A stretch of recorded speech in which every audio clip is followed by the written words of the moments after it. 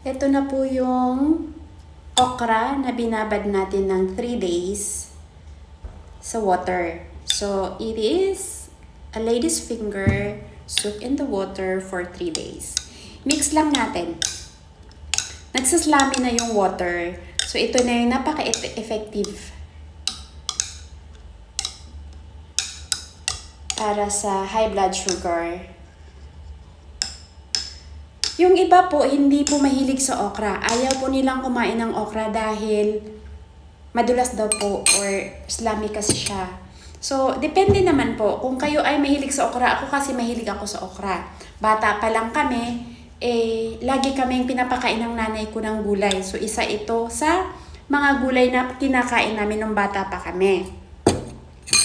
Dahil wala kaming pambiling ulam, kaya gulay lagi. Mahirap lang kami at sa bundok, puro lang gulay. So, eto na po. Para siyang cheese, oh. Hindi siya nakakat basta-basta.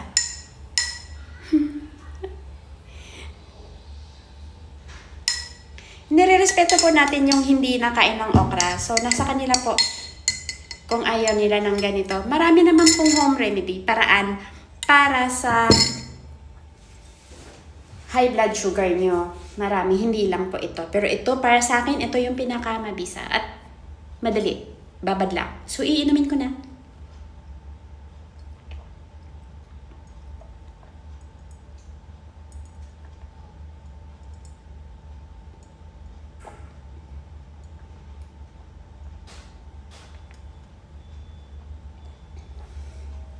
Ay, tumutulo. Habang iniinom nyo, para siyang may gel. So, ito po. Iinumin ko po uli. To tomorrow, pwede namang 7 days sa ref. Pero, ito 1 glass, tomorrow, next day, and the other day. Okay, sana po ay nakakatulong kung sino po ang gustong gumaya.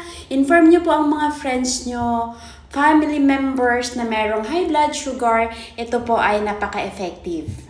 Okay po, maraming salamat!